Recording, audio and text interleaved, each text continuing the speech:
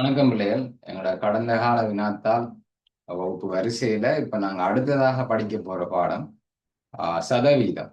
சதவீதம் பாஸ் பேப்பர்ல ஒரு மிக முக்கியமான பகுதி எடுக்குது. ஏன்னு சொன்னா மற்ற மற்ற பாடங்களை விட இந்த சதவீதம் என்ற அலகுக்கு அதிக புள்ளிகள் கொடுக்கப்படுது கணித பாட பேப்பர்ல.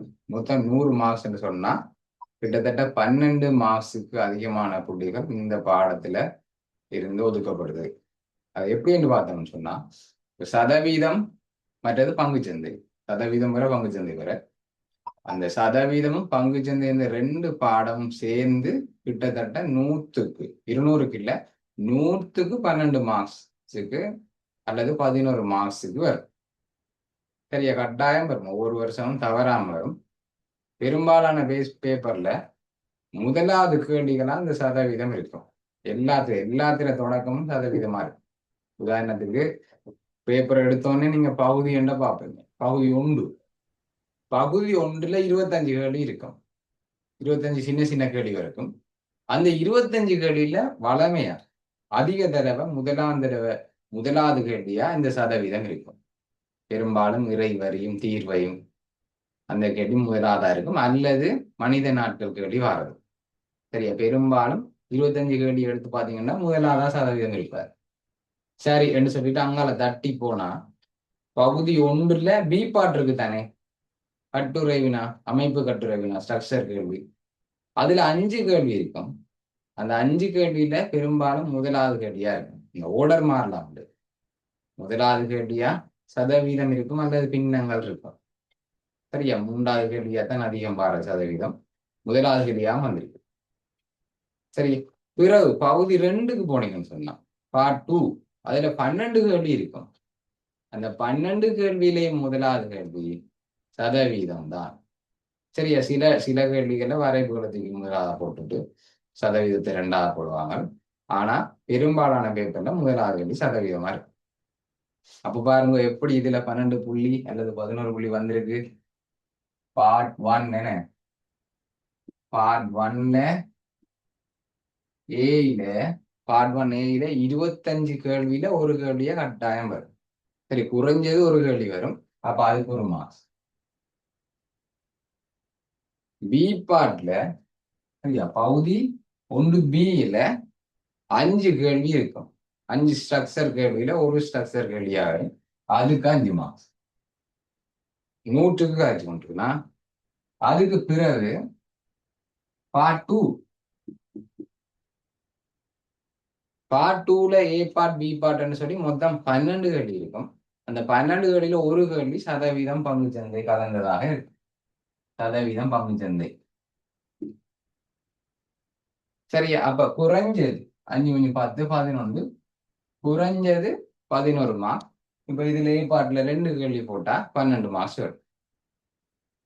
சரியா, அப்ப ஒரு மிக முக்கியமான பாடங்கள் இந்த சதவீதமும் பங்குச்சந்தையும். சரி, அப்ப எப்படி இந்த பார்ட் 1ல வரப்போகுது, இங்க என்ன கேள்வி வரப்போகுது, இந்த 5 மார்க்ஸுக்குரிய பகுதிகள் என்னென்ன, பகுதி 2ல இருக்கிற 5 மார்க்ஸுக்குரிய பகுதிகள் என்னென்னு ஓர்டரா பார்ப்போம். அது இந்த கேள்வி நாங்க பிறகு பார்ப்போம். நாங்க இந்த 25 கேள்வி பகுதிக்கு இன்னும் வரல. சரி, அது பிறகு வருவோம். நிறைய பிள்ளைகள் 2-3 சந்தேகங்கள் எல்லாம் போட்டோ எடுத்து அனுப்பியிருந்தீங்க. உங்களோட தவணை எக்ஸாம் ப்ரிப்பேர் பண்ணக்குள்ள உங்களுக்கு வர சந்தேகங்கள் அனுப்பியிருந்தீங்க. இதை செய்யுங்க அதை செய்யுங்கன்னு சொல்லி ஒவ்வொருத்தரும் ஒவ்வொரு சஜஸ்ட் பண்ணிருந்தீங்க. நான் ஒரு ஆர்டர் வச்சிருக்கேன் பிள்ளைகள், அந்த ஆர்டர்ல வந்துருக்கேன். அந்த ஆர்டரை எனக்கு மாற்றம் செய்ய முடியாது. சரியா, எல்லா அலகுகளும் முடிக்கப்படும். இப்ப நாங்க மொத்தமாக 7 அலகுகள் முடிச்சிட்டோம். சரியா, இன்னும் நான் 10 என்னுடைய பாடப்பிரிவுகளின்படி சரியா மொத்தம் 17 பிரிவா பிரிச்சிருந்தேன்னா அதுல 7 பகுதி முடிச்சு 7 6 42 கேள்விகள், 42க்கும் அதிகமான கேள்விகள் முடிச்சிட்டோம். சரியா, இன்னும் 60 கேள்வி இருக்கு. அதையும் செய்து முடிச்சிட்டோம்னு சொன்னால் எங்களால நிச்சயமாக கணித பாடத்துக்கு ஏ எடுக்கலாம். சரியா, நான் செஞ்சா மட்டும் போதாது, அதை இடையில நீங்களும் திரும்ப திரும்ப ப்ராக்டிஸ் பண்ணி பார்க்கணும். எனக்கு ஞாபகம் இருக்குதா, என்ன உடல்ல கேள்வி வரும் என்றதெல்லாம் எனக்கு ஞாபகம் இருக்குதா என்றதை நீங்க இடையில செக் பண்ணி பார்க்கணும். சரியா, ஓகே. பாருங்க, இந்த ஒரு மார்க்ஸ் இது பகுதி 1க்குரிய அந்த 25 கேள்வியையும் நாங்கள் அது சிம்பிளா செய்யலாம். இந்த ஒரு மார்க்ஸ் அதெல்லாம் ஈஸி கேள்விக்குள்ளே அது நாங்கள் ஓடரா வருவோம். கடைசியா 25 கேள்வியையும் ஃபுல்லா செய்வோம். சரியா, இப்ப நான் செலக்ட் பண்ணிருக்கிறது பகுதி ஒன்றுல வார இந்த 5 மார்க்ஸுக்குரிய கேள்வியை தான் இப்ப பார்க்க போறோம். சரி, அதுக்கு பிறகு இது முடிய அதுக்கு பிறகு பகுதி 2க்கு போகும். அப்ப பாருங்க, சதவீதம் என்ற பாடம் நீங்க சின்ன வகுப்புல இருந்தே படிச்சுட்டு இருக்கீங்க. இப்போ 9ஆம் ஆண்டு எடுத்தோம்னு சொன்னா லாபம், லாப சதவீதம், நட்டம், நட்ட சதவீதம், கழிவு, தரகு, இவ்வளவு விஷயங்களும் நீங்க 9ஆம் ஆண்டுல படிச்சிருப்பீங்க. அதுக்கு பிறகு 10ஆம் ஆண்டுல வந்த பிறகு சதவீதம் என்ற பாடத்துல இறைவரி, தீர்வை, வருமான வரி, வட்வரி என்று சொல்லி இந்த 4 வரிகளை பத்தி படிச்சிருப்பீங்க. அரசாங்கத்தால அறவிடப்படுற இந்த 4 வரிகள், அதோட பிளஸ் எளிய வட்டி என்ற ஒரு விஷயம் கடைசியா படிச்சிருப்பீங்க 10ஆம் ஆண்டு புக்ல. அதுக்கு பிறகு 11ஆம் ஆண்டுல சதவீதம் என்ற பாடத்துல கூட்டு வட்டி, இங்க எளிய வட்டி மாதிரி 11ஆம் ஆண்டுல கூட்டு வட்டி படிச்சிருப்பீங்க. அதுக்கு பிறகு குறைந்து செல்லும் மீதி முறை என்று சொல்லி ஒரு முறையில 2 விஷயங்கள் படிச்சிருப்பீங்க. ஒன்று ஆண்டு தவணை தொகையை காண்றது, சாரி, ஒரு மாத தவணை தொகை. குறைந்து செல்லும் மீதி முறையில ஒரு மாத தவணை தொகை எப்படி காண்றது, அது ஒரு டைப் கேள்வி. அதே மாதிரி ஆண்டு வட்டி வீதம். சரி, அதுல 2 கேள்வி இருக்கு. இந்த 2 கேள்வியும் ஈஸியா செய்யலாம். இந்த 2 கேள்வியும் வந்துச்சுன்னு சொன்னா தனி கேள்வியா தான் பெரும்பாலும் வருது. 5 வசனம். சரி, 5 வசனத்தை ஞாபகம் வச்சிருந்தா இந்த கேள்வியை சிம்பிளா செய்யலாம். அதை நாங்க பார்ப்போம். அதை நாங்க இப்போ பகுதி 2க்கு இன்னும் வரலையே. முதல்ல இதை முடிச்சு போட்டு இதுக்கு வருவோம் அடுத்ததான். சரியா, அதுக்கப்புறம் இது சதவீதம். இது சதவீதத்துக்கு அடுத்ததா ஒரு பாடம் படிச்சிருப்பீங்க, பங்குச்சந்தை, ஷேர் மார்க்கெட். சரி, அப்ப அந்த 2ம் மிக்ஸ் பண்ணி தான் வரப்போகுது. பகுதி 1 பியா இருந்தாலும் சரி, பகுதி 2ஆ இருந்தாலும் சரி, சதவீதமும் பங்குச்சந்தையும் மிக்ஸ் ஆகி தான் வரப்போகுது. சில நேரங்கள்ல இப்ப பகுதி 1ல பங்குச்சந்தை மட்டுமே வந்த வரலாறு இருக்கு. அல்லது பகுதி 2 பாத்தீங்கன்னு சொன்னா குறைந்து செல்லும் மீதி முறை மட்டும் வந்திருக்கு. அல்லது எளிய வட்டியும் கூட்டு வட்டியும், சரியா, எளிய வட்டியோட குறைந்து செல்லும் மீதி முறை, அப்படி 2 பாடங்கள்ல கலப்பாக வந்திருக்குது. சரியா, ஓகே. அதை நாம செய்யக்கூட உங்களுக்கு விளங்கும். 2020ல இருந்து 26 வரைக்கும் 25 வரைக்கும் 6 பேப்பர் நான் செய்து விடுவேன். அதை விட மேலதிகமான பேப்பர்லாம் உங்களுக்கு அனுப்பியிருக்கிறேன். 2016ல இருந்து அனுப்பியிருக்கிறேன். 16க்கு முன்னுக்கெல்லாம் செய்ய தேவையில்லை. அதெல்லாம் பழைய சிலபஸ். அதுல பெயர் மாத்திரை பெருமானம் இல்லாம இருக்கும். அதெல்லாம் பாத்தீங்கன்னா உங்களுக்கு குழம்பிடும். ஏன்னா அது என்னடா பெயர் மாத்திரை பெருமானம், அதெல்லாம் தேவையில்லை. உங்களுக்கு பங்கு சந்தையில வரும். அது பழைய சிலபஸ். 2016க்கு முன்னுக்கும் செஞ்சு பார்க்காதீங்க. 2016க்கு பிறகு இருக்கிற 10 வருஷ பாஸ் பேப்பர் இருக்கு. அதுல நான் 6 வருஷத்தை செய்து விடுவேன். அதை விட மேலதிகமா 10ஆம் ஆண்டு பிள்ளைகளுக்கு படிப்பிச்ச வீடியோ உங்களுக்கு போட்டிருந்தேன் நான். சரியா, நான் அதை வியூஸை பார்த்தேன்னா அதுல கூடி இருக்குமே. நான் போட்ட போட்டதை நீங்க பார்த்துருப்பீங்கன்னு நம்பி பார்த்தேன். சும்மா டெஸ்ட் பண்றதுக்கு. அந்த வியூஸால எனக்கு ஒரு காசும் வர போறது இல்லை. சரியா, யூடியூப் மூலமா தான் எனக்கு வருமானம் வராது. அது சும்மா உங்களுக்கு 2-3 வியூஸுக்கு எல்லாம் ஒன்றும் வர போறது இல்லை. அதுல 1,00,000 பேர்கிட்ட பார்ப்போம். சரியா, இது சும்மா கணித வீடியோ தானே. நான் என்னத்துக்கு பார்த்தேன்னு சொன்னா, நான் உங்களுக்கு ஷேர் பண்ணியிருந்தேன். ஒருவேளை 10ஆம் ஆண்டுல அந்த பகுதியில ஒரு முறையாக படிக்காத பிள்ளைகள் அந்த பகுதிகளை தெரிஞ்சு கொள்ளணுன்றதுக்காண்டி அதை ஒரு 3 வீடியோ அனுப்பியிருந்தேன் நான் உங்களுக்கு. இந்த பகுதிகளை நான் விளங்கப்படுத்துற வீடியோ. அதுல ஒரு 2-3 பேர் தான் பார்த்துருக்கீங்க. இவ்வளவு பேர்ல என்ன, அதுல ஒரு 2-3 பேர் தான் அந்த வீடியோ முழுமையாக பார்த்துருக்கீங்க. ஒருவேளை உங்களுக்கு நேரம் கிடைக்காம இருந்திருக்கலாம். அல்லது உங்களுக்கு இந்த பகுதிகள் எல்லாம் இது சிம்பிள், இதே நான் பார்ப்பான், இது எங்களுக்கு தெரியாதா என்று சொல்லி இருக்கலாம். சரி, 3வது ரகம் ஒன்று இருக்கு.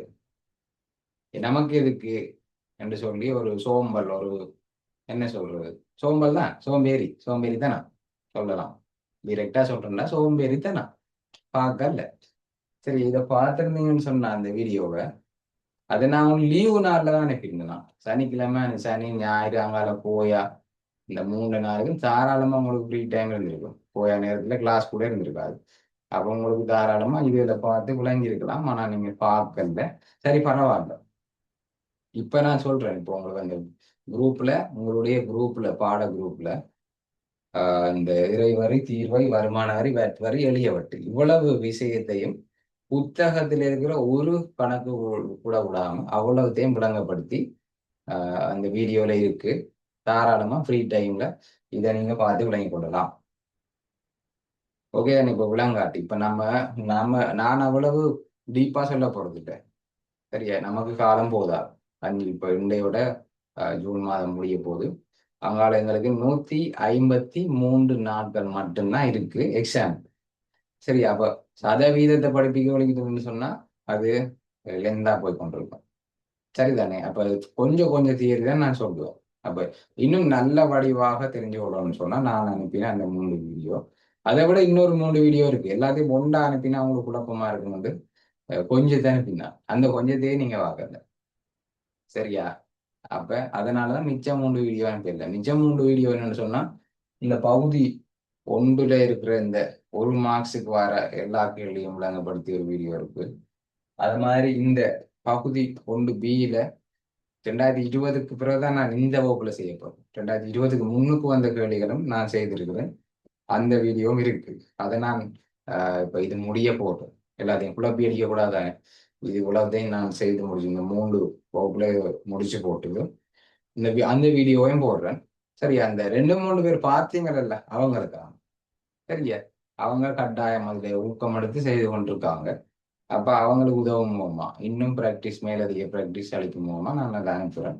எல்லாரும் பாருங்க. சரிதானே? டைம் எடுத்து பாருங்க. உங்களுக்கு அவ்வளவு பிஸியான ஆகுதுன்னு சொன்னா 1.5ல வாங்க. 1.5x உங்களுக்கு விளங்கப்படுத்த தேவையில்லை. நீங்க தான் லேட்டஸ்ட் ஜென்ரேஷன் தானே. யூடியூப்ல வீடியோ ஸ்பீடை மாத்தலாம் இல்லையா? செட்டிங் நட்டு மாதிரி ஒரு போட்டோ இருக்கும். செட்டிங்ஸ் உங்களுக்கு தெரியும். உங்களுக்கு சொல்ல தேவையில்லைண்ணா. எங்களுக்கு தான் இதெல்லாம் விளங்கப்பட்டோம். உங்களுக்கு தெரியும். யூடியூப்ல செட்டிங்ஸ் என்று வீடியோ போல செட்டிங்ஸ், அதுல ஸ்பீட் என்று சொல்லி ஒரு செட்டிங் இருக்கும். என்ன? Video speed, playback speed. அதுல வந்து ஒன்றுல தான் பார்க்க வேண்டிய அவசியம் இல்லை. நான் தியரி கிளாஸ் கொஞ்சம் மெதுவாக தான் படிப்பேன். அப்போ உங்களுக்கு போர் அடிக்கும். அப்போ 1.5x போட்டு பார்க்கலாம். 1.5x போட்டு பார்த்தா அந்த வீடியோட டியூரேஷன் அதை விட கொஞ்சம் நேரத்துக்கு நீங்க பார்த்துக்கலாம். ஓகே தானே? சரி, இப்ப இவர் எப்படி வந்திருக்கிறார் இந்த பகுதிக்கு நாங்க போறோமா? பகுதி 1B. பகுதி 1B அதான் உங்களோட கைகள்ல இருக்கு. பிரிண்ட் எடுத்திருப்பீங்கன்னு நினைக்கிறேன். நேரத்துக்கு அனுப்பிட்டேன். சரியா?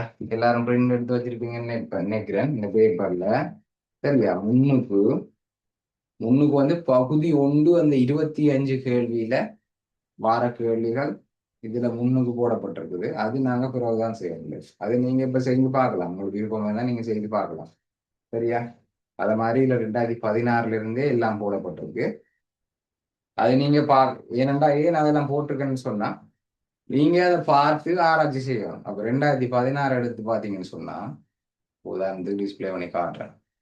பிரிண்ட் எடுத்தீங்களோ தெரியல. ஏன்னா பிரிண்ட் எடுக்காத பிள்ளைகள்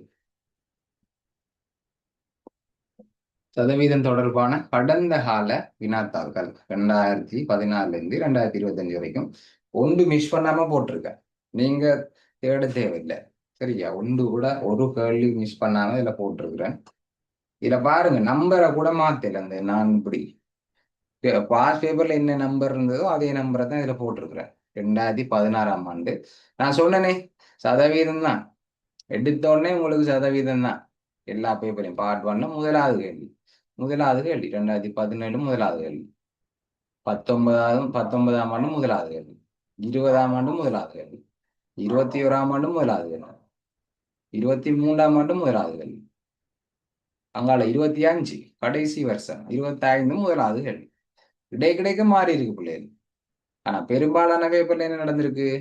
முதலாவது கேள்வியாக சதவீதம் இடம்பெற்றிருக்கு. அப்ப எடுத்தோன்னு இப்போ சொல்லுவாங்க, காலங்காத்தாலே இவன் முகத்துல முடிச்சிட்டான், இன்றைக்கு நாள் என்னமா இப்போ போதோ தெரியல என்று சொல்லி. எனக்கும் சொல்றீங்களோ தெரியல. ஒவ்வொரு நாளும் காலையில எந்த முகத்துல முடிக்கிறீங்க. அப்ப எப்படி போகுது நாள்? நல்லா இருக்கா? நல்லா இருக்குமென்னு நம்புறேன். சரியா? அப்ப திட்டுறீங்களோ தெரியல. சதவீதத்தின் முதலாவது கேள்வி, முதலாவது கேள்வியே நல்ல அழகா செய்து அதுக்கு பூரணமா மார்க்ஸ் எடுத்தா ஒரு பாசிட்டிவ் வைப் கொண்டு வரணும். அப்பா, ஸ்டார்டிங் கேள்வி இவ்வளவு ஈஸியா இருக்கு. அப்ப பேப்பரும் அங்கால ஈஸியா தான் இருக்க போகுது. நான் அன்றைக்கு மார்க்ஸுக்கு செய்ய போறேன் என்று சொல்லி ஒரு நம்பிக்கை வரணும்னு சொன்னா முதலாவது கேள்வியை பெர்ஃபெக்டா செய்யணும் இல்லையா? அப்ப அதை உங்களுக்கு செய்ய வெயிட் பண்ணி டோன்ட் வரி.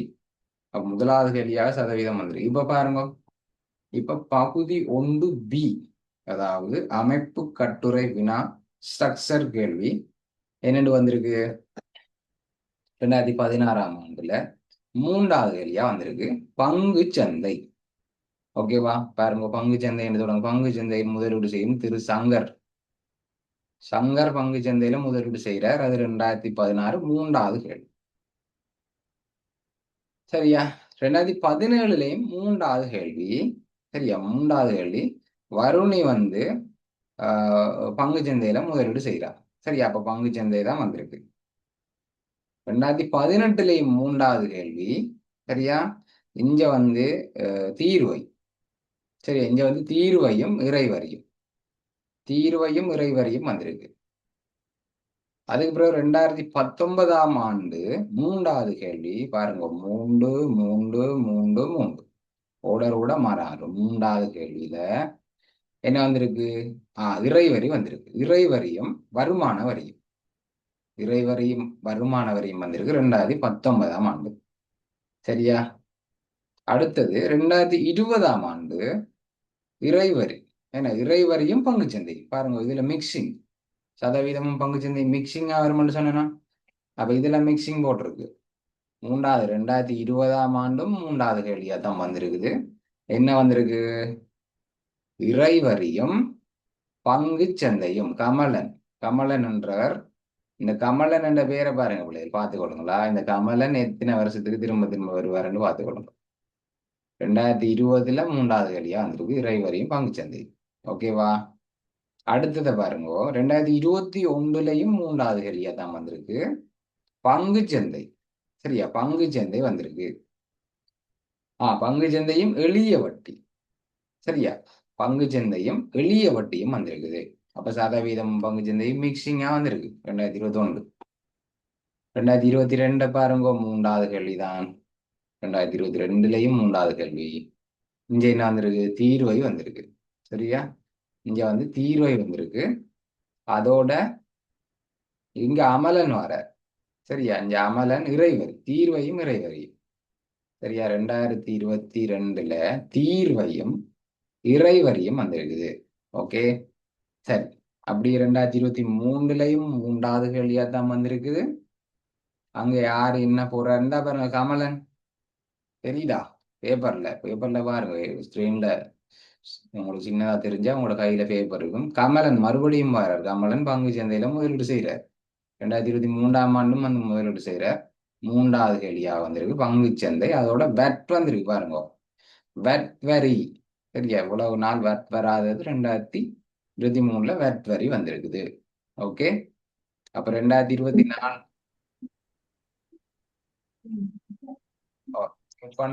பண்ணுங்க ஆக்டிவ் கதை. 2024ஆம் ஆண்டு பாருங்க, 3வது கேள்வியா தான் வந்திருக்கு. அதாவது இப்ப கிட்டத்தட்ட 16 17 18 19 20 21 22 23 24 இவ்வளவு வருஷம் சக்சர்ல 3வது கேள்வி சதவீதமும் பங்கு சந்தை. இதுல பாருங்க, கமலன் மறுபடியும் வந்துட்டார். இவருக்கு இதான் வேலை போல இருக்கு. என்ன பிள்ளை, கமலனுக்கு இதான் வேலை. சதவீதத்துல உங்களுக்கு கேள்வியா வாரதுதான் அவருக்கு கொடுக்கப்பட்ட டாஸ்க். கமலன் மறுபடியும் வாரார். இப்ப என்ன செய்யறார்? பங்கு சந்தை இல்ல, இறைவரி. ஓகே, யாரோ ரைஸ் ஹேண்ட் பண்றீங்க, கதைக்கலாம் நீங்க.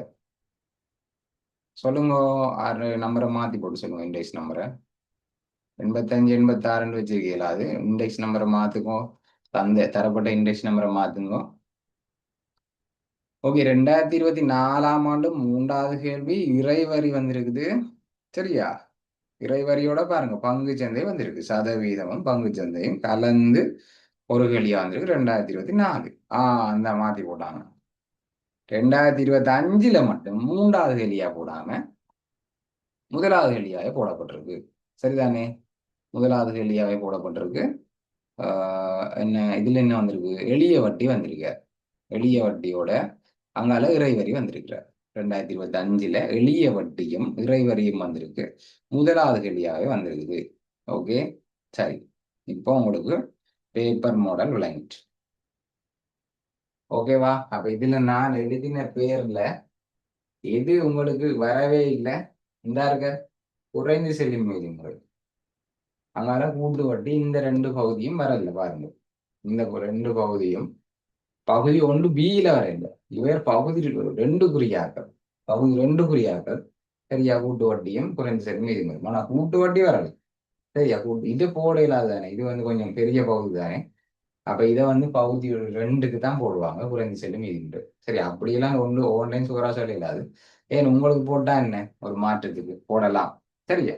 அப்ப இந்த பேர்கள் எல்லாம் பாத்தீங்க, இந்த வெட்வரி கூட வந்திருக்கு, வெட்வரி வந்திருக்கு, தீர்வையும் இறைவரியும் வந்திருக்கு, இறைவரியும் பங்குச்சந்தையும் வந்திருக்கு, தீர்வையும் எளிய வட்டியும் வந்திருந்தது.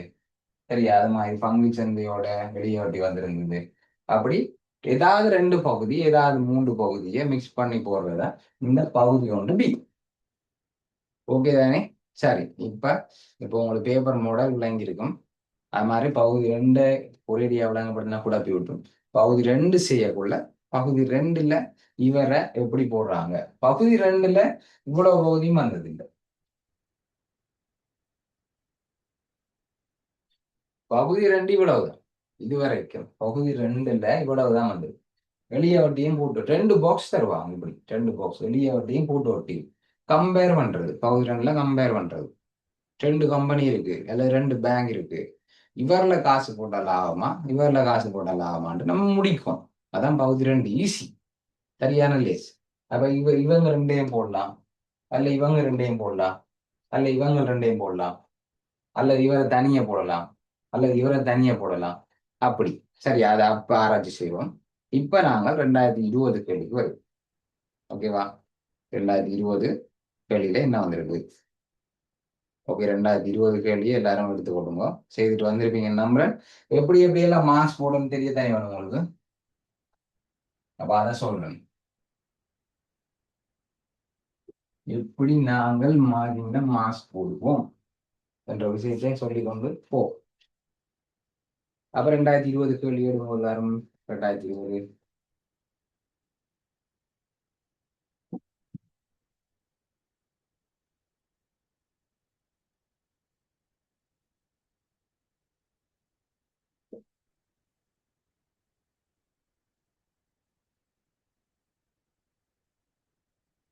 ஓகே பிள்ளைகள், ஓகே. அப்ப இதான் கேள்வி, இதைத்தான் செய்ய போறோம். எல்லாத்தையும் பிரிண்ட் அவுட் இருக்கும்னு நம்புறேன், அதனால ஸ்கிரீன் ஷேர் கட் பண்றேன். ஓகே, சரி. சரி, அப்ப கேள்வியை பாருங்க. 2020ஆம் ஆண்டு 3வது கேள்வியா வந்திருக்கு. உங்களுக்கு தெரியும், 3வது கேள்வியா தான் வந்திருக்கு எல்லாத்துக்கும், 2025 தவிர. அப்ப 2020 ஒரு விளம்பரம் மாதிரி போட்டிருக்கான். ஒரு குறித்த நகர சபை வீடுகளுக்காக அவற்றின் ஆண்டு மதிப்பீட்டு பெருமானம். சரி, ஆண்டு மதிப்பீட்டு பெருமானம். நீ பாருங்க, இது இப்ப சில பேருக்கு இப்ப என்னடா இவ்வளவு விஷயத்த படிக்கணுமா, கணக்கு டைட்டில் எழுதி வச்சிருக்கிற, அப்ப இவ்வளவு தெரிஞ்சாதான் நான் இந்த பாடம் செய்யலாமா என்று சொல்லி கடுமையா யோசிக்காதீங்க. பேர் மட்டும்தான் வேற, செய்முறை எல்லாம் ஒன்றுதான். சரியா? செய்யும் போது உங்களுக்கு விளங்கும். சரியா? பெயர் மட்டும்தான் வேறே தவிர செய்முறை ஒன்றுதான். உதாரணத்துக்கு இறைவரி, ஆண்டு இறைவரி என்ன, ஆண்டு இறைவரி, ஆண்டு இறைவரியை காணணும்னு சொன்னா ஆண்டு மதிப்பீட்டு பெருமானம். ஆண்டு மதிப்பீட்டு பெருமானம் என்று சொல்ற அரசாங்கத்தால உங்களோட கடைக்கோ அல்லது காணிக்கோ அவங்க ஒரு பெருமானத்தை குறிப்பாங்க.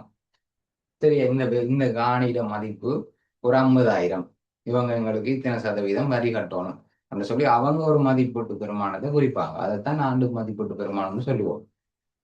சரியா? ஓகே, அப்ப ஆண்டு மதிப்பீட்டு பெருமானத்தை சதவீதத்தால பெருக்கினா, சதவீதம் என்ன, இறைவரி சதவீதம், இறைவரி சதவீதத்தால பெருக்கினா ஆண்டு இறைவரி வரும். அது மாதிரி தீர்வு, தீர்வை என்று சொன்னா இப்போ ஒரு பொருள் இறக்குமதி பெருமானம் அல்லது ஏற்றுமதி பெருமானம் என்று இருக்கும். இறக்குமதி அல்லது ஏற்றுமதி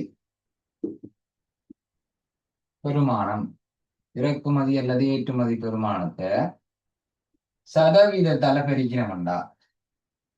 சதவீதத்தால பிரிக்கணும்டா தீர்வை வரும். சரியா? அதே மாதிரி வரி வரி ஒரு பொருண்ட பெறுமதி. உதாரணத்துக்கு ஒரு கை கடிகாரத்தை கொண்டு வர. சரியா? ஒரு கை கடிகாரத்தை கொண்டு வரக்குள்ள சொல்லி ஒரு கை கடிகாரத்தை வாங்கு. சரி, தீர்வுன்னு சொன்னாதான் ஏற்றுமதி இறக்குமதி. ஒரு கை கடிகாரத்தை கொண்டு வரோம். அப்ப ஏர்போர்ட்ல வந்து அதை நாங்க அந்த தீர்வையை செலுத்தி போட்டு தான் கொண்டு வரோம். வட்வரின்னு சொன்னா ஒரு பொருளை வாங்கக்குள்ள அது பெறுமதி அந்த வட்வரி அதுல இருக்கும். அந்த பெறுமதியோட இப்போ ஒரு மார்க்கரை வாங்க போறோம்னு சொன்னா, இந்த மார்க்கரை 200 ரூபாய்க்கு வாங்க போறோம்னு சொன்னா, இதுல இதுலயே அந்த வட்வரி அடங்கும். அந்த 200 ரூபாய்க்குள்ளேயே வட்வரியும் சேர்ந்திருக்கு. அதான் பெறுமதி சேர்க்கப்பட்ட வரி என்று சொல்றது. அந்த 200 ரூபாய்க்குள்ளேயே நாங்க வட்டையும் செலுத்துவோம்.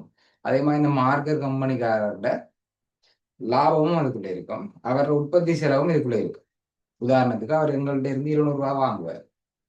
அவர் ஒரு 100 ரூபாய்க்கு இந்த மார்க்கரை செய்திருக்கலாம். ஒரு உதாரணத்துக்கு சொல்றேன். 200 ரூபாய்க்கு வாங்குறோம்டா அவர் ஒரு 100 ரூபாய்க்கு செய்திருப்பார். அவருக்கு ஒரு லாபம் வைப்பார் 50 ரூபாய். அப்ப 150 ரூபாய்க்கு விற்கலாம். ஆனா அரசாங்கத்துக்கு வரி செலுத்தணும் இல்ல, அப்ப 200 ரூபாய்க்கு விற்பார். அப்ப என்ன செய்வார்? அந்த 200 ரூபாய் காசுல இருந்து அரசாங்கத்துக்குரிய வரியை அவர் கொடுப்பார். தனக்குரிய லாபத்தை அவர் எடுப்பார். உற்பத்தி செலவுல இருந்து கழிப்பார். சரியா? அப்ப வரி என்று சொல்றது நாங்க எல்லாரும் ஒவ்வொரு நாளும் நீங்களும் வரி செலுத்தி கொண்டிருக்கீங்க. டெய்லி பென்சில், பேனை, தனி புத்தல், பேக்னு சொல்லி வாங்கிட்டு இருக்கீங்க. மொபைலுக்கு கார்டு போடுறீங்க. டேட்டா கார்டு இப்போ சூமுக்கு கார்டு போடுவீங்க. சூமுக்கு சாதாரண டேட்டா போடாங்க. அப்படியே டயலாக்னு சொன்னா 224 ரூபான்னு நினைக்கிறேன். அதை போட்டீங்கன்னா 25 ஜிபி வரும். மாசம் ஃபுல்லா விடிய விடிய சூம் கிளாஸ் பார்த்தா முடியாது. அதுக்காண்டி சனியை சும்மா நார்மல் டேட்டா கார்டு போட்டீங்கன்னு சொன்னா ஒரு நாளைக்கு ஒரு டேட்டா கார்டு அநியாயமா போகும். ஓகேவா? அப்ப வட்வரி என்று சொல்றது ஒரு பொருண்ட பெருமதி. ஒரு பொருளின் பெருமதி பெருமதி பெருமதியை வட் சதவீதத்தால பெருக்கிறது. வட்வரி அது மாதிரி வருமான வரி, இன்கம் டேக்ஸ், வருமானம். இதை நாங்க இது மட்டும் கொஞ்சம் செய்முறை வித்தியாசமா இருக்கும். என்ன? வருமான வரி செய்யக்குள்ள மட்டும் இவங்களோட செய்முறையை விட இதுல ஒரு சின்ன வித்தியாசம் இருக்கும். என்னன்னு சொன்னா வருமானத்தை பகுதி பகுதியா பிரிக்கணும். அவங்க தார அட்டவணைக்கு ஏற்ற மாதிரி. புத்தகத்துல ஒரு கணக்கு செஞ்சிருப்பீங்க. 5 லட்சத்துக்கு முதல் 5 லட்சத்துக்கு வரி இல்லை. அதுக்கு அடுத்த 5 லட்சத்துக்கு 4%, அதுக்கு அடுத்த 5 லட்சத்துக்கு 8% என்று சொல்லி 10ஆம் ஆண்டுல ஒரு கேள்வி ஒன்று செஞ்சிருப்பீங்க.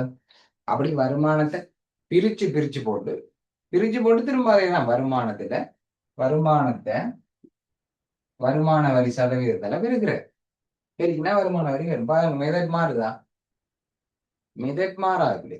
மெதட் மாறாது. ஆனா பேரு மாறு. இதுல இறை வரின்னு சொல்றோம், தீர்வைன்னு சொல்றோம், வேட்டைன்னு சொல்றோம், வருமான வரின்னு சொல்றோம். சரி, அது மாதிரி எளிய வட்டியும் இதே மாதிரிதான். எளிய வட்டியை காணணும்னு சொன்னா என்னோட கடன் எந்த விதமும்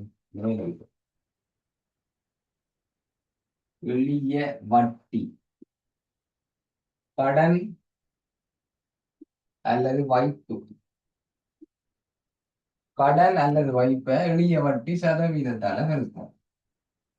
சரியா? கடன் அல்லது வைப்பு. கடன் வாங்குறோம் அல்லது வங்கியில வைப்பு செய்யறோம்.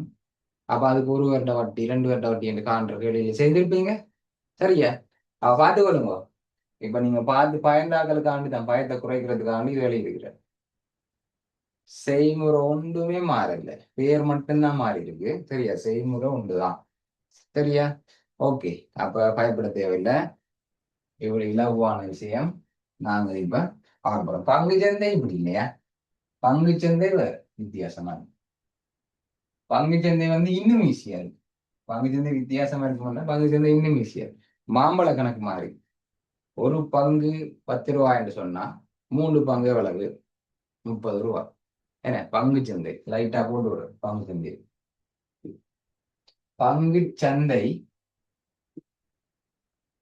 பங்கு சந்தையில 2 வகையான லாபங்கள் இருக்கு. ஒன்று பங்கு லாபம். பங்கு லாபம். இன்னொன்று மூலதன லாபம்.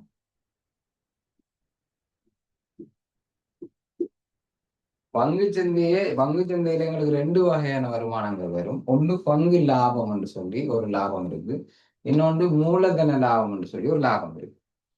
அது என்ன ரெண்டு லாபம்னு சொன்னா, பங்குகளை நாங்க வாங்கி வச்சிருக்கிறதால ஒவ்வொரு வருஷ முடிவுலையும் எங்களுக்கு கிடைக்கிறது தான் பங்கு லாபம். சரியா? பங்குகளை நாங்க வச்சிருக்கிறதால, வாங்கி வச்சிருக்கிறதால, இப்போ ஒரு ஒரு 30 பங்குகளை வாங்கி வச்சிருக்கிறோம்டா, ஒரு பங்குக்கு 10 ரூபா தந்தாங்கண்டா, 30 பங்குக்கும் 10 ரூபா படி 300 ரூபா வருஷ முடிவுல கிடைக்கும். அது பங்கு லாபம். மூலதன லாபம்னு சொன்னா என்னன்னா, பங்குகளை விற்கிறதால. சரியா? விற்கிறதால எங்களுக்கு லாபம். வாங்கி விற்போம். ஷேர் மார்க்கெட் அந்த அப்ளிகேஷன் எல்லாம் சொல்லுவாங்க ஃபாரெக்ஸ், அதுக்குள்ள எல்லாம் இப்போ போற இல்லை பிள்ளைகள். இப்ப நான் பள்ளிக்கூடத்திலேயும் படிப்பிக்கிறதால இது ஒரு அவதானித்த செயல் உண்டு. பள்ளிக்கூட பிள்ளைகளுக்கு ஒரு ஒரு எண்ணம் ஒன்று வந்திருக்கு. அந்த ஃபாரெக்ஸ் மாதிரியான ஒரு ட்ரேடிங் செஞ்சு காசு விளைக்கலாம். படிப்பு தேவையில்லை. சுத்தி வளைஞ்சு சொல்ல போனா படிப்பு தேவையில்லை. இது வந்து பங்கு சந்தையில பங்குகளை வாங்கி வித்தா எங்களுக்கு காசு வரும். ஆன்லைன்ல காசு வரும். யூடியூப் செய்தா காசு வரும். டிக்டாக்ல டான்ஸ் ஆடி ரீல்ஸ் போட்டா காசு வரும். அப்பயும் படிக்கணும்னு சொல்லி ஒரு எண்ணம் ஒன்று இருக்கு. சரியா? அப்படி எல்லாம் இல்லை. படிப்பு எப்பவுமே படிப்பு தான். படிப்பவருக்கு செல்லும் இடமெல்லாம் சிறப்பு என்று சொல்லி படிச்சிருப்பீங்க. சரியா? படிப்போட பிறகு ஒரு ஃபன்னுக்கு எக்ஸ்ட்ராவா அதை கற்றுக்கொள்ளலாம். சரியா? இதை இப்பவே கற்றுக்கொண்டு கொண்டு படிப்பை குழப்பக்கூடாது. சரியா? ட்ரேடிங் செய்யற பிள்ளைகள் யாராவது உங்களோட நண்பர்கள் அப்படி இருந்தா முதல்ல படிக்கணும். படிச்சு முடிச்சு போட்டு பிறகு ஃபன்னுக்கு நாங்க அதை கற்றுக்கொள்ளலாம். சரி, இப்பவே இருந்த ஆன்லைன்ல பைனான்ஸ் ட்ரேடிங் அது என்ன என்னென்று செய்யறது அதெல்லாம் இப்போ தேடாதுங்க. ஏன் முடிஞ்சு அதுக்கு பிறகு கேம்பஸ்ல போய் வட்டியா நித்திர வருவீங்க தானே, அப்ப ஜாலியா ஹாஸ்டல்ல படுத்துக்கிட்டு இருந்தோண்டு அதெல்லாம் படிக்கலாம். இப்ப அதெல்லாம் தேவையில்லை. அப்ப அதான் அந்த மூலதன லாபம். சரியா? பங்கை வாங்கி 50 ரூபாய்க்கு வாங்கி 60 ரூபாய்க்கு விற்கிறோம். விற்றுட்டோம். இனி பங்குக்கும் எங்களுக்கும் சம்பந்தம் இல்லை. இனி பங்கு லாபம் உங்களுக்கு வர மாட்டுது. ஏன் வாங்கின பங்கை வித்துட்டேன். 50 ரூபாய்க்கு வாங்கின பங்கை 60 ரூபாய்க்கு வித்தா அதுல ஒரு 10 ரூபா லாபம். அப்படி வாங்கின எல்லா பங்கையும் வித்துட்டோம்னு சொன்னா அதுக்கு பிறகு எங்களுக்கு மூலதன லாபம் ஒரேடியா எடுத்துட்டோம். அதுக்கு பிறகு பங்கு லாபம் வராது. ஏன் இனி அந்த கம்பெனிக்கும் எங்களுக்கும் சம்பந்தம் இல்லை. வாங்கின எல்லா பங்கையும் வித்துட்டோம். சரி, அப்போ ஒரு தரம் மட்டும் வாரதுதான் மூலதன லாபம். வருடா வருடம் வார லாபம் பங்கு லாபம். வாடகை மாதிரி யோசிக்கலாம். ஒரு கடை ஒன்றை நாங்க வச்சிருந்தோம்டா, வருஷம் வாடகை வரும். என்ன மாதம் மாதம் வாங்குவோம். கடையெல்லாம் மாதம் மாதம் தானே வாங்குவோம். சரி, வருடத்துக்கு வாங்குறோம்னு வச்சுக்கொள்ளுங்க. ஒரு கடையை நாங்க சொந்தமா வச்சிருக்கிறோம். அப்போ வருட வாடகையா வாங்கி கொண்டிருக்கிறோம். ஒவ்வொரு வருஷமும் வாடகை வரும். கடையை நாங்க வித்துட்டோம். 10 லட்சம் ரூபாய்க்கு வாங்கின கடையை 15 லட்சம் ரூபாய்க்கு வித்துட்டேன். 5 லட்சம் ரூபாய் லாபம் வந்துட்டு. மூலதனம் வித்துட்டோம். இன்னொரு ஆளுக்கு வித்துட்டோம். இனி போய் தம்பி வாடகை தாண்டி கேட்கலாமா? அடிப்பான். என்ன, ஏன் அந்த கடையை வித்துட்டீங்க, இனி இன்னொருவர் தான் அவருக்கு ஓனர். சரியா? அப்ப அவருக்கு தான் இனி வாடகை வருமானம் போகும். சரியா? இப்ப போதுமான விளக்கம். இதை விட டீப்பா நல்ல வடிவா எக்ஸ்பிளைன் பண்ணியிருக்கிறேன் தியரி வகுப்புல.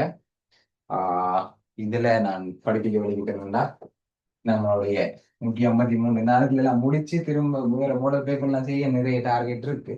அப்ப அதுக்குள்ள போக இயலாது. அப்ப இந்த போதுமான விளக்கம் போதும்னு நினைக்கிறேன். இப்ப 2020ஆம் ஆண்டு கேள்வி போகும். இங்க என்ன வந்திருக்கு? இங்க வந்து இறைவரி வந்திருக்குது. அதோட பங்கு சந்தையும் வந்திருக்கு. சரியா? 2020ல இறைவரியும் பங்கு சந்தையும் எப்படி ரிசர்ச் பண்ணுங்க பிள்ளைகள், ரிசர்ச் பண்ணுங்க. நீங்க நோட் பண்ணுங்க. இறைவரி 2020 இறைவரியும் பங்கு சந்தையும் வந்திருக்குது. சரியா?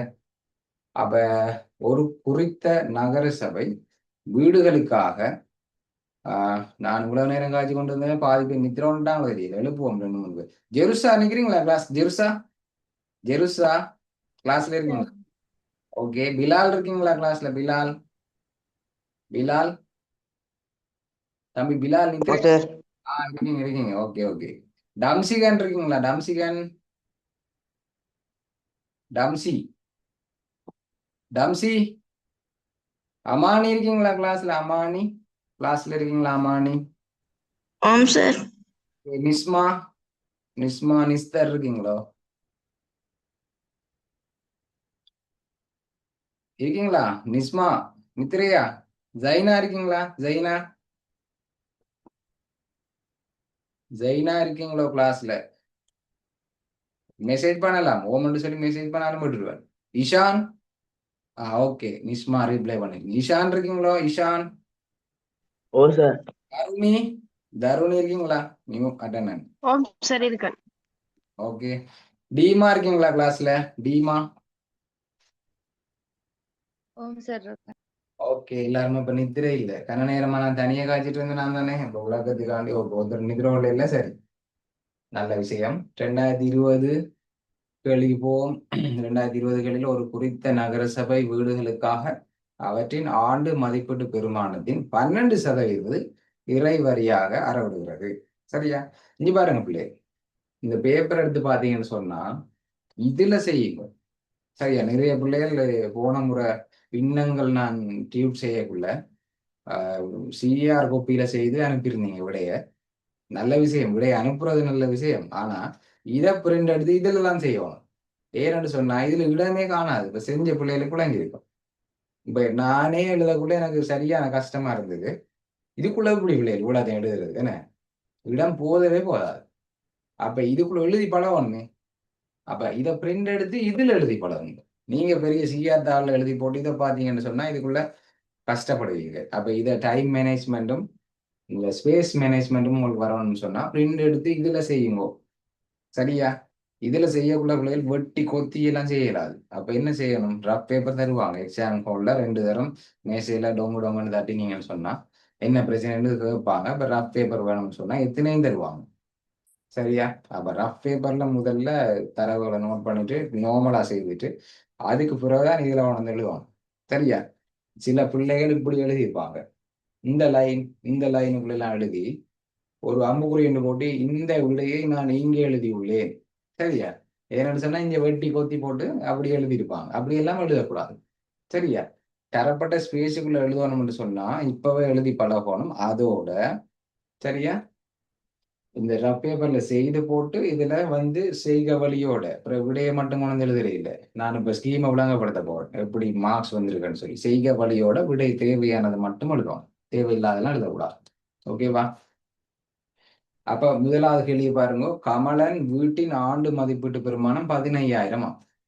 ஆண்டு மதிப்பீட்டு பெருமானம், ஆண்டு மதிப்பீட்டு பெருமானம் இப்படி நான் இப்படி ஷோர்ட் ஆகுறேன்னா அடிக்கடி இந்த வார்த்தையை பாவிக்க போறேன் தானே. இப்ப ஆண்டு மதிப்பீட்டு பெருமானம் 15,000.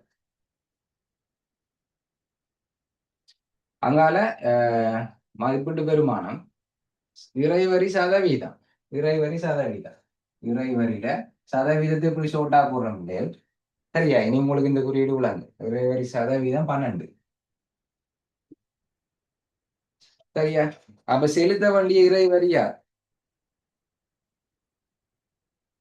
செலுத்த வேண்டிய இறைவரி யாது என்று கேட்டிருக்கு. அப்ப இப்ப நான் சொன்னா உங்களுக்கு கேள்வி மாறலாம், பெயர் மாறலாம், ஆனா மெதேட் ஒன்றுதான். இறைவரியை காணணும், செலுத்த வேண்டிய இறைவரி. அப்ப முதலாவது விடை என்ன செய்யணும் இல்லையா? ஆண்டு மதிப்பீட்டு பெருமானத்தை இந்த 15,000க்கு எப்படி 12% காணலாம்? இந்த 15,000க்கு எப்படி 12% தர 100 மேல் 12. மேல் 12? Very good. தர 100 மேல் 12. தர 100 மேல் 12. அப்ப இந்த 2 சேரையும் இந்த 2 சேரையும் கட் பண்ணலாம். சரியா? அப்ப 15 தர 12. அதனால 150 12 பேருக்கு எத்தனை விட வந்தது? என்ன விட? 1800. 1800. 1800 ரூபாய் இறைவரி. ஓகேவா? அப்ப முதலாவது கேள்வி கூட எழுதியாச்சு. சரியா பிள்ளை? முதலாவது கேள்வி கூட எழுதியாச்சு. மார்க்ஸுக்கு வார் பிறகு வார். அடுத்த பாருங்க, 2வது கேள்வி பாருங்க. கமலன் தனது வீட்டினை மாத வாடகை 9,000 வீதம் ஒரு ஆண்டுக்கு வாடகைக்காக கொடுத்து முழு வாடகையையும் ஒரே தடவையில் பெறுகிறார். மாதம் மாதம் வாங்காம 9,000 படி 12 மாதத்துக்கும் ஒரே தடவையில வாங்குறார். அவர் வீட்டின் ஓராண்டுக்காக இறைவரியை செலுத்துவதோடு வீட்டின் பராமரிப்பு பணிகளுக்காக 8,200 ரூபாயை செலவிடுகிறார். சரியா? அதன் பின்னர் கமலிடம் எஞ்சியிருக்கும் பணம், எஞ்சி இருக்கிற பணம் என்ன பிள்ளைகள்? வருமானத்திலிருந்து எங்களோட செலவு. இப்போ உதாரணத்துக்கு எங்கள் அரசாங்க வேலை செய்கிறார்களுக்கு ஒவ்வொரு நாள் 20, 19, 20, 21ஆம் தேதி சம்பளம் வரும். சரியா? சம்பளம் வந்துடும், வந்து 2 கிழமை முடிஞ்சிடும். அதை விடுங்க.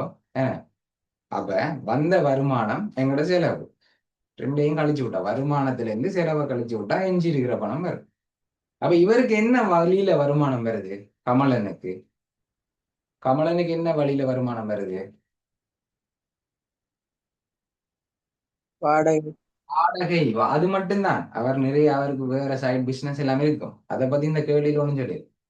கமலனுக்கு இந்த கேள்வியில வாடகை மூலம் வருமானம் வருது. அப்ப நம்ம வருமானத்தை காணுவோம். அவற்றை வருமானத்தை கமலனுக்கு வாடகை மூலம் பெற்ற பணம். வாடகை மூலம் பெற்ற பணம் 9,000 என்ன? ஆம் சார். அப்ப ஒரு வருஷத்துக்கு எப்படி காண்றது? 12 பெருக்கணும்.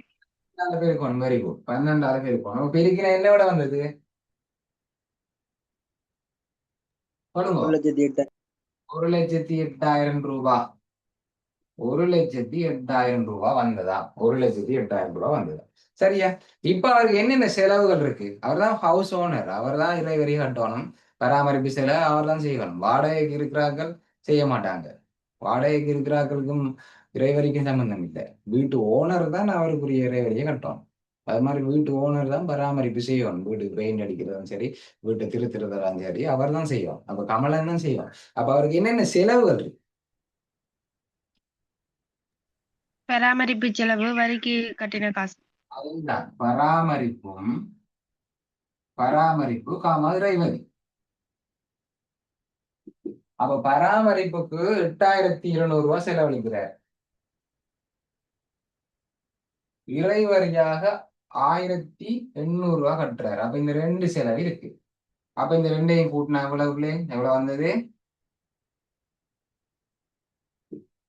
10,000 வந்திருக்கும். சரியா?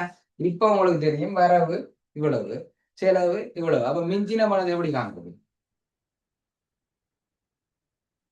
அப்ப மிஞ்சின எப்படி காண்றது? எஞ்சிய பணம். சின்ன சின்ன வசனங்களை போடலாம். சின்ன சின்ன வசனங்கள். அப்ப 1,08,000 சாய 10,000. 1,08,000 சாய 10,000 கழிச்சிங்கன்னு சொன்னா ரூபா எவ்வளவு? 98,000 வந்ததா? 98,000. ஓகேவா? அப்ப வரவுல இருந்து செலவு கழிச்சிட்டோம். ஈஸியான பகுதி என்ன? இப்ப 3வது கேள்விக்கு வருவோம். 3வது கேள்வி வந்து பங்குச்சந்தை. இறைவரியிலிருந்து பங்குச்சந்தைக்கு மாறும். கமலன் எஞ்சி இருக்கும் பணத்தை, சரியா, எஞ்சி இருக்கும் பணத்தை, இந்த பணத்தை, அப்ப இது செஞ்சாதான் அடுத்த கேள்வி செய்யலாம். இது சரியா இருக்கும். என்ன? எஞ்சி இருக்கும் பணத்தை ஒரு பங்கின் விலை ரூபாய் 40 ஆக உள்ள ஒரு பங்கிட விலை, ஒரு பங்கின் விலை ரூபாய் 40. ஒரு பங்கிட விலை ரூபாய் 40 ஆக உள்ள ஒரு கம்பெனியில பங்குகளை கொள்வனவு செய்வதற்கு முதலீடு செய்கிறார். அவ்வளோத்தையும் கொண்டே போட்டு பங்குகளை வாங்க போறார். 40 ரூபாய் பங்குகளை வாங்க போகிறார். ஒரு ஆண்டின் இறுதியில் அவருக்கு 7,350 ரூபாய் பங்கு லாபமாக கிடைக்கும் என்று சொன்னா ஒரு பங்குக்கு எவ்வளவு லாபம் கிடைச்சிருக்கு? மொத்த பங்கு லாபம் தந்திருக்கு. மொத்த பங்கு லாபம் 7,350. 7,350. ஓகேவா? சரியா? அவ முதல்ல காணணும் பிள்ளை நீங்க பங்குகளோட எண்ணிக்கை. எத்தனை பங்குகள் வாங்கியிருக்கிறார்? 3வது போகிறோம். எத்தனை பங்குகள் வாங்கியிருக்கிறார்? பங்குகளின் எண்ணிக்கை 98,000 ரூபாய செலவழிச்சு 40 ரூபாய் பங்குகளை வாங்கியிருக்கிறார். அப்ப பங்குகள் எண்ணிக்கையை காண்றதுக்கு என்ன செய்வான்? 98,000 40 பிரிச்சாச்சு. டக்குன்னு மறந்துட்டேன்டா, குழப்பிட்டேன்டா. டக்குன்னு யோசிங்க. 3,000 ரூபாய் காசு இருக்கு கையில. உங்கள்கிட்ட ஒரு கடைக்கு போறீங்க. ஒரு டிஷர்ட் 1,000 ரூபாண்டா 3,000 ரூபாய்க்கும் எத்தனை டிஷர்ட் வாங்கலாம் சொல்லுங்க பாப்போம். எத்தனை வாங்கலாம்? ஒரு டிஷர்ட் 1,000 ரூபாய் படி 3,000 ரூபாய் கையில இருக்கு. எத்தனை டிஷர்ட் வாங்கலாம்? 3 வாங்கலாம். Okay, very good. எதட்ட என்ன? எதை இதால பிரிக்கிறீங்க? எங்கள்கிட்ட இருந்த காசு சரியா ஒரு விலையால பிரிக்கிறீங்க 3000 1000 பிரிக்கிறீங்க. அப்ப எங்கள்கிட்ட இருந்த காசு 98,000 ரூபா. ஒரு பங்குட விலை 40 ரூபா படி எத்தனை வாங்கலாம்? ஒரு பூஜ்ஜியத்தையும் பட்டுவோம். அப்ப இதை பிரிச்சா எத்தனை வந்தது? 9,800 4ஆல் பிரிக்க எத்தனை வந்தது?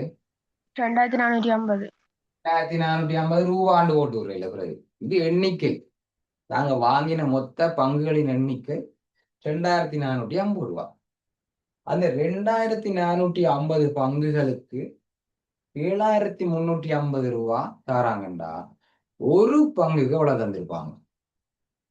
2450 பங்குகளுக்கு லாபமா 7,350 தந்திருந்தா ஒரு பங்குக்கு லாபமாக எவ்வளவு தந்திருப்பாங்க? எப்படி காண்றது? இவ்வளவுக்கும் 7,350 ஒரு பங்குக்கு எப்படி காண்றது? என்ன செய்வோம்? 7,350 பிரிக்கணும். Very good. 7,350 2,500 இந்த வரி தேவை இல்லையா? இந்த வரி உங்களுக்கு விளக்கத்துக்கு வேண்டி எழுதுங்க. செய்க வழியில இந்த வரி எழுத தேவையில்லை சரியா? 7,350 2,450 பிரிச்சா சரி சரியா? அப்போ இந்த சேவை இந்த பூஜ்ஜியத்தையும் பட்டெல்லாம் அப்ப 735 245 பிரிச்சா 3 என்று இதுக்கு ரூபா வரும். ஏன் ஒரு பங்குக்கு 3 ரூபா. ஒரு பங்குக்கு 3 ரூபா லாபம் தராங்க. அப்ப அது 30 பங்குன்னு சொன்னா சரியா? சாரி, ஒரு 10 பங்குன்னு சொன்னா 30 ரூபாயா இருக்கும். 30 ரூபா லாபம். 10 பங்கு நாங்க வச்சிருந்தா 30 ரூபா லாபம். ஓகேவா? சரி, அப்ப இதுக்கு மார்க்ஸை போட்டுக்கொள்வோமா? இதுல ஏதாவது விலங்காட்டி கேட்டு. ஓகே, அப்ப எப்படி மார்க்ஸ் வந்திருக்குன்னு சொன்னா பாருங்க. டீம்ல இந்த இருக்கு முதலாவது கேள்வி. முதலாவது இறைவரி சதவீதம் தந்திருக்கு, ஆண்டு மதிப்பீட்டு பெருமானம் தந்திருக்கு. இறைவரியை காண்றதுக்கு இந்த வரிக்கு ஒரு மார்க்ஸ், விடைக்கு ஒரு மார்க்ஸ். சரியா? அப்ப முதலாளி 2 மார்க்ஸ், 2வது 4 மார்க்ஸ் வந்திருக்கு. வாடகை வாடகையே 12ஆல பெருக்கிறதுக்கு ஒரு மார்க்ஸ். வாடகை பெருமானத்தை காண்றதுக்கு ஒரு மார்க்ஸ். அதுக்கு பிறகு இவர் ரெண்டையும் கூட்டுறதுக்கு மார்க்ஸ் இல்லை. ஆனா எஞ்சிய பணத்தை காண்றதுக்கு எங்களை மொத்த வரவுல இருந்து மொத்த செலவை கழிக்கிறதுக்கு ஒரு மார்க்ஸ். அதுக்கு பிறகு கழிச்ச விடையை சரியா கண்டுபிடிச்சதுக்கு ஒரு மார்க்ஸ். அப்ப மொத்தம் 2வது 4 மார்க்ஸ். அடுத்தது 3வது 4 மார்க்ஸ். அது எப்படி வந்திருக்கு? பங்குகளோட எண்ணிக்கையை காணணும். மொத்த பங்குகளோட எண்ணிக்கையை காண்றதுக்கு இந்த பின்னத்தை பிரிச்சதுக்கு ஒரு மார்க்ஸ், சரியான விடைக்கு ஒரு மார்க்ஸ். ஓகேவா? அப்ப சரியான விடை பிழைச்சாலும் பிரிச்சதுக்கு ஒரு மார்க்ஸ் வருது. இதை கொண்டு ரஃப் பேப்பர்ல எழுதி போட்டு வீட்டை வந்து வரேன். ஏன்னா நான் செய்துட்டேன் ஜாலின்னு சொல்லி போட்டு வந்தீங்கண்டா சரி சொல்லி முடிச்சு. செய்க வழி இருக்கணும் இல்லை, செய்க வழிக்கு ஒரு மார்க்ஸ். இது மட்டும் எழுதின பிள்ளைக்கு ஒரு மார்க்ஸ். 2ல 1 தான் கிடைக்கும். செய்க வழி விடைத்தாள்ல இருக்கணும். செய்க வழித்தாள் எழுதி போட்டு கசக்கி போடுறோம் இல்லை. ஓகே, அதுக்கானதான் இப்படி போட்டு போட்டு காட்டுறேன். பாருங்க, இது எங்களுக்கு தெரியாதா 12ஆல பெருக்கிறது? இதை எழுதுவோம்மா அல்ல இடம் போதா, இது எப்படி எழுதுறேன்னு சொல்லி யோசிங்கன்னு சொன்னா அந்த ஒரு மாசம் உங்களுக்கு இல்லை. உங்களுக்கு ஒன்றும் ஒரு வழியும் இல்லை. நீங்க பாருங்க, இப்படி இப்படி ஒரு பேப்பர்ல ஒரு 3 பகுதியா பிரியுங்க. ஒரு இதுல ஒரு பகுதி எழுதுங்க, அடுத்த பகுதி இதுல எழுதுங்க, அடுத்த பகுதி இதுல எழுதுங்க. இடத்தை அந்த இடத்தை மேனேஜ் பண்ற ஸ்கில்ல வளர்த்து கொள்ளுங்க. பேப்பரை பிரிண்ட் எடுத்து செய்து பாருங்க. சிஆர் தாள்ல செய்யறவருக்கு அந்த ஸ்கில் வராது. ஓகே, அப்ப மிச்சம் 2 மாசம் எங்க போச்சு? இதை பிரிக்கிறதுக்கு ஒரு மாஸ், கடைசி விடையை கண்டுபிடிக்கிறதுக்கு ஒரு மாஸ். அப்ப பாருங்க, செய்க வழிக உழவு இம்போர்ட்டன் கொடுத்துருக்காங்க. ஓகே, அவ்வளோ 10 இருக்கா? 1 2 3 4 5 6 7 8 9 10. ஓகே, அப்ப 10க்கு எத்தனை? 10க்கு 10 10 வெரி குட். சரியா? ஃபைனல் கிண்டான் வளமை வளமை போல் எல்லாருக்கும் 10க்கு 10 வந்திருக்கு. டக்கண்டு 2021க்கு போ. ஓகே, 0 எல்லாருக்கும் வழக்கம் போல 10க்கு 10 வாழ்த்துக்கள் வாழ்த்துக்கள். இதே மாதிரி 2026லயும் 10க்கு 10 எடுக்க இறைவனை பிரார்த்திக்கிறேன். சரி, ஓகே பிள்ளை. 2021 டவுட் இருந்தா கேளுங்க. டவுட் இருந்தா கேளுங்க. டவுட் இருந்தா கேட்கலாம். டவுட்? No doubt. ஓகே, இந்த கேள்வி போமா?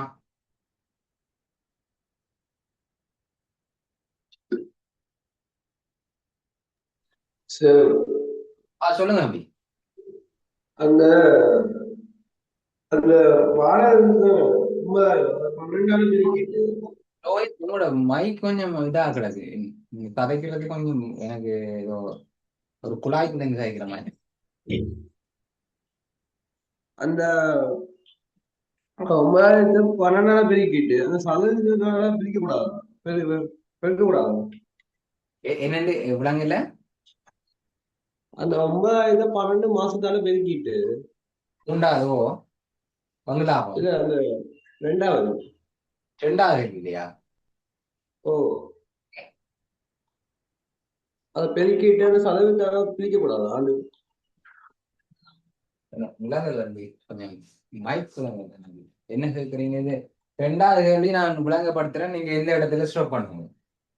ரெண்டாவது கேள்வி, வாடகை மூலம் பெற்ற பணத்தை கண்டோம். 9,000 படி 12 மாசத்துக்கும் 1,08,000. அது விளங்கிச்சா? எஸ் சொர்ணம். ஓ சரி. ஓகே. ஓ ரெண்டு செலவு, வருமானம் 1,08,000. சரியா? செலவு வீட்டுக்கு பராமரிப்புக்கு 8,200 ரூபாய். அது கேள்வியில டைரக்டா தந்திருக்கு.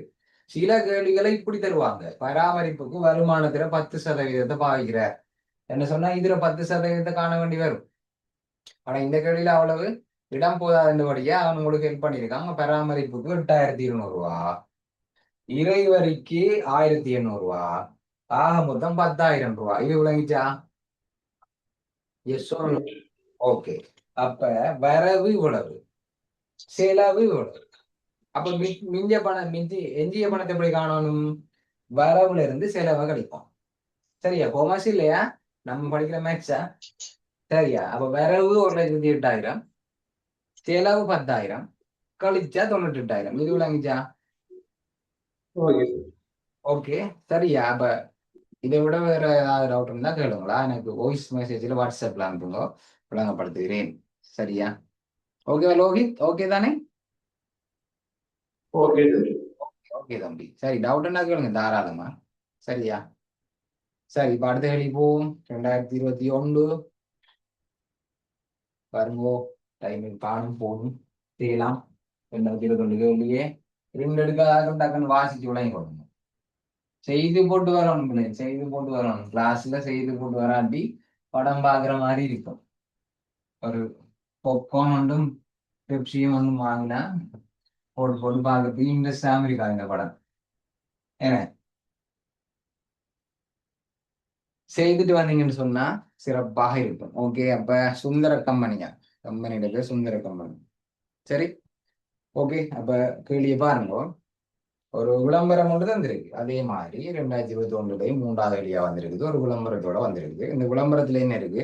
சுந்தர கம்பெனின்னு சொல்லி ஒரு கம்பெனி இருக்காம். ஒரு பங்குட விலை 50 ரூபாய். சரியா? ஒரு பங்குட விலை, ஒரு பங்கின் விலை 50. சரியா? ஒரு பங்குட விலை 50 சொன்னா 10 பங்கு வாங்கணும்னு சொன்னா 500 ரூபாய். சரியா? ஆண்டுதோறும் ஒரு பங்குக்கு 2 ரூபா 50 பங்கு லாபம். ஒரு பங்கிற்குரிய லாபம் 2 ரூபா 50. 5/2 போடலாம் சுருக்கிறதுக்காக 5/2 பாவிக்கலாம். ஏன்னா 5/2 சொன்னா 2 ரூபா 50. சரியா? அப்ப வைப்பு மூலதனம் 60,000 ரூபா. அருணா என்ன மூலதனம் அவட்ட எவ்வளவு காசு இருக்கு? அருணாட்ட 60,000 ரூபாய் காசு இருக்கு. அவ்வளவுதான். சரி, எவ்வளவு தரவு? ஒரு பங்கு 50 ரூபாய். சரி, அப்ப 10 பங்கு வாங்கணும்னா 500 ரூபாய் வரும். ஒரு பங்குக்கு 10 ரூபா 50% லாபம் தராங்க. என்று சொன்னா 10 பங்கு வச்சிருந்தா 25 ரூபா லாபம். 100 பங்கு இருந்தா 100 பெருக்கினா 250 ரூபா லாபம். சரியா? அடுத்தது மூலதனம். அப்போது டிஷர்ட் கதை சொன்னா 3,000 ரூபாய் காசு இருக்கு, 1,000 ரூபாய் டிஷர்ட் வாங்க போறோம். அப்ப 3 வாங்கலாம். ஓகே பிள்ளைகள், அதே மாதிரி தான் முதலாவது கேள்வி. அப்ப பங்குகள் எண்ணிக்கையை தான் கேட்டிருக்காங்க. முதலாவது பங்குகளின் எண்ணிக்கை பங்குகளின் எண்ணிக்கை. 60,000 ரூபாய்க்கு 50 ரூபாய் பங்கு எத்தனை வாங்கலாம்? எப்படி காணலாம்? சொல்லுங்க சொல்லுங்க. 60,000 போட்டு 50ஆல பிரிச்சா சரி. அவ்வளவுதான் இல்லை. 60,000 ரூபாய்க்குள்ள எத்தனை 50 ரூபாய் இருக்கு? 60,000 ரூபாய்க்குள்ள எத்தனை 50 ரூபாய் இருக்கு? எத்தனை? 1200. எத்தனை? 1200. ஓகே, சரி சரி. 1200 பங்கு. அப்புறம் ரூபான்னு போட்டு விட்டுறாங்க. அது பங்குகள் எண்ணிக்கை, அது நம்பர்ஸ், விலை இல்லை. ஓகே, ரெண்டாவது எடுத்து போவோம். ரெண்டாவதுல புதுசா ஒரு தடவை ஆக போகுது. ஆண்டின் இறுதியில் கம்பெனியிடமிருந்து பங்கு லாபங்களை பெற்ற பின்னர் ஒரு ஆண்டிட இறுதியிலையா, ஒரு ஆண்டிட இறுதியில பங்கு லாபத்தை எடுத்துக்கொள்றா அருணா. 10 ரூபா 50 ஒரு பங்குக்கு 10 ரூபா 50 தராங்க. அப்ப 1200 பங்குக்கும் எவ்வளவு தந்திருப்பாங்க என்று காணுங்க. சரியா? பெற்றுட்டா பங்கு லாபத்தை பெற்றுட்டு பிறகு என்ன செய்யறா? அவங்க கம்பெனியில இருக்க பிடிக்கல, சுந்தர கம்பெனியில இருக்க பிடிக்கல. என்ன செய்யறா? ஒரு பங்கு 55 ரூபாய்க்கு எல்லாத்தையும் வித்துட்டா.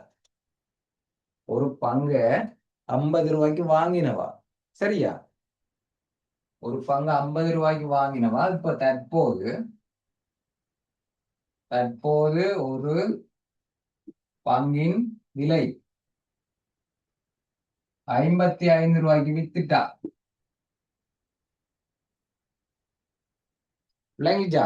50 ரூபாய்க்கு வாங்கினா 55 ரூபாய்க்கு வித்திருக்காண்டா. ஒரு பங்க 5 ரூபாய் லாபம் கிடைச்சிருக்கு. ஒரு பங்குல மூலதன லாபமாக 5 ரூபாய் கிடைச்சிருக்கு. சரியா? ஓகே, வித்துட்டா. பங்கு லாபத்துல இருந்த எல்லா பங்குகளையும் விற்றதன் மூலமும் அவருக்கு கிடைக்கும் மொத்த பணம். சரியா? ஓகே, சிம்பிள் கேள்வி உண்டு. அப்ப முதல்ல பங்கு லாபத்தை காணும்.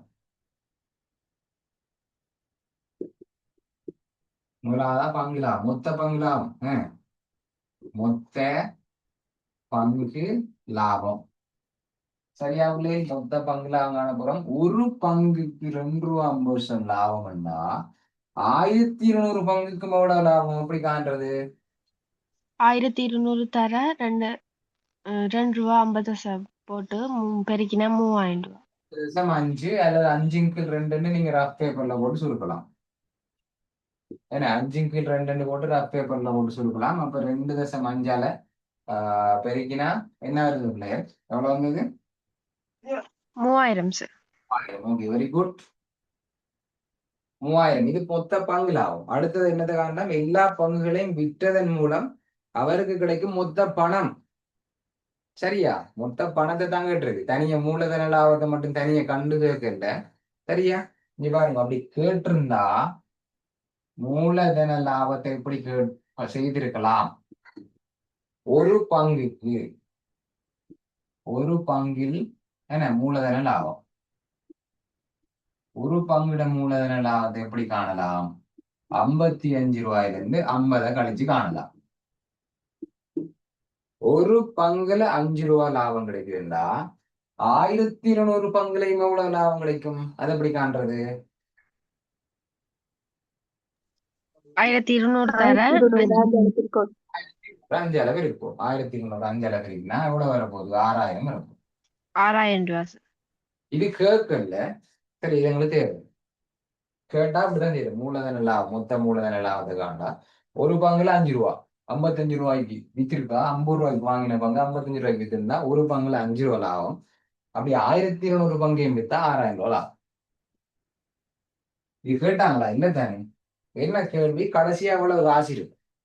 இப்ப 55 ரூபா 55 ரூபாய்க்கு 1200 பங்கையும் விற்க போறா. தேவையில்லை, இந்த கம்பெனியே வேண்டாம் வந்துட்டு எல்லா பங்கையும் 55 ரூபாய்க்கு விற்க போறா. அப்ப பங்குகளை விற்றதன் மூலம் கிடைத்த பணம் அதுதான் காணப்படுறாங்க சார்.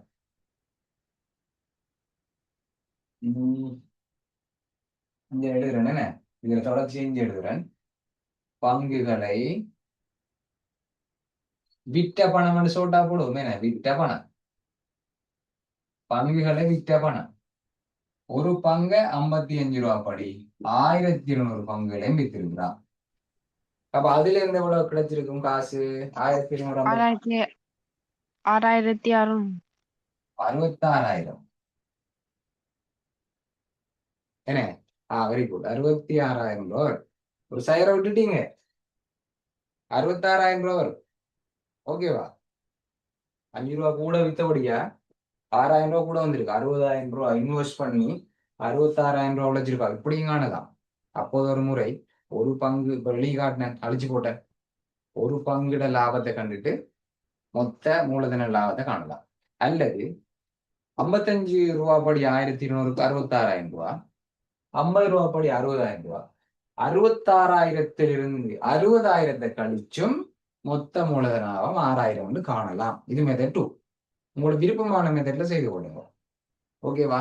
சரி, இப்ப கேட்ட கேள்விக்கு வருவோம். பங்கு லாபத்திலிருந்தும் எல்லா பங்குகளையும் விற்றதன் மூலமும் கிடைத்த மொத்த பணம். அப்ப என்ன செய்யணும்? ரெண்டையும் என்ன செய்யணும் பிள்ளை?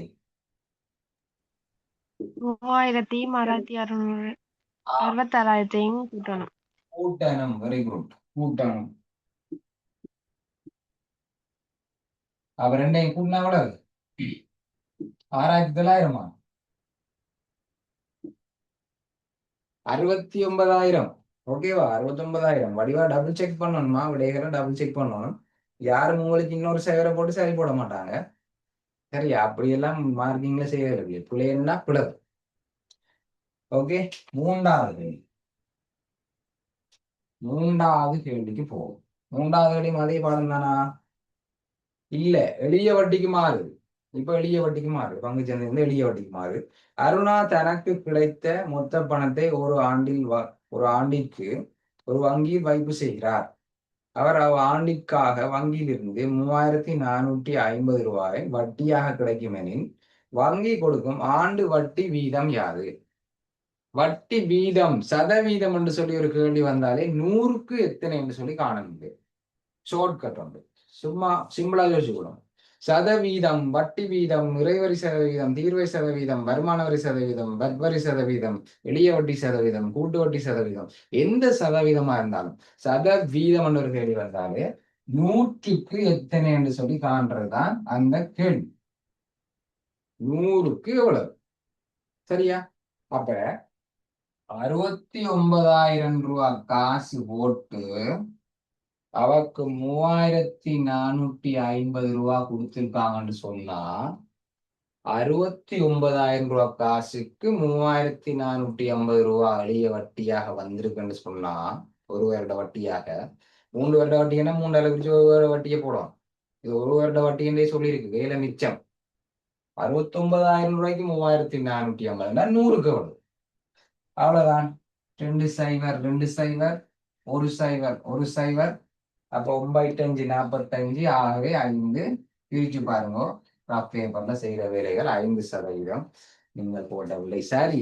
இப்போ மார்க்ஸ் கணக்கு போடுவோம். டவுட்டுகள் கேட்கிறார்கள், ரெடி பண்ணி வைங்க டவுட்டை. நாங்களோட மார்க்ஸை போட்டு வரேன்.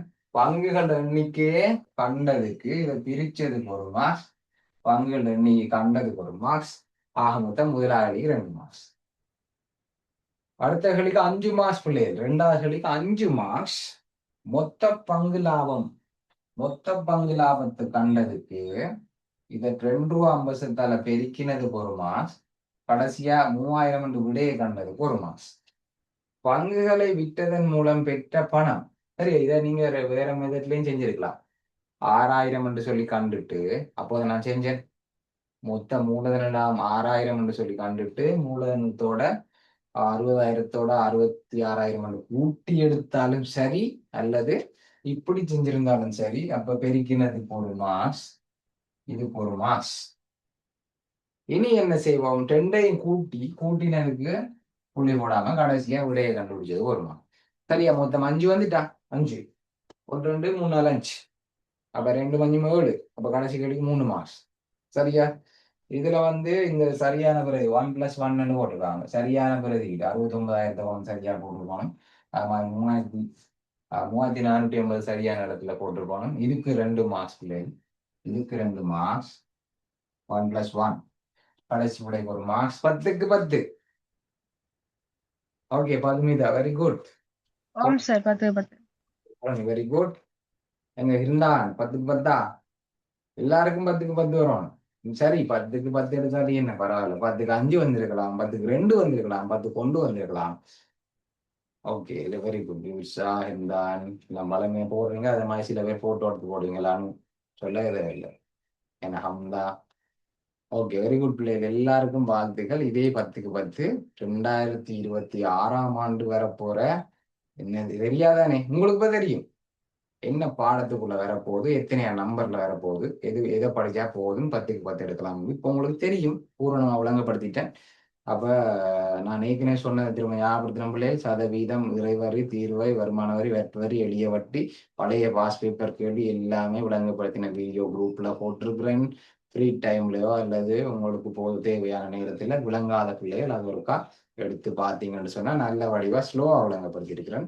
1.5x ஸ்பீட்ல பார்த்தீங்கன்னு சொன்னா மற்ற பாடம் படிக்கத்தானே வேணும். கணித பாடத்தையே படிச்சு கொண்டிருக்க கூடாதானே. 9A எடுக்கணும். கணிதமும் அதில் ஒரு பாடம். ஆனா கணிதம் தான் முக்கியமான பாடம். அதை நான் ரெக்கார்டிங்லயே சொல்லிக் கொள்றேன். அது எல்லா டீச்சர்ஸுக்கும் தெரியும். சரியா? கணித பாடத்துக்கு சி என்றது ஒரு மிக முக்கியம் 9 பாடங்களுக்குள்ளே. அப்ப ப்ரையாரிட்டி கணிதத்துக்கு அதே நேரம் மற்ற பாடங்களும் பரவலெல்லாம் படிக்கணும். ஓகே பிள்ளைகள், அப்ப சந்தேகம் இருந்தா கேட்கலாம். இப்ப சந்தேகங்கள் புரிய நேரம்.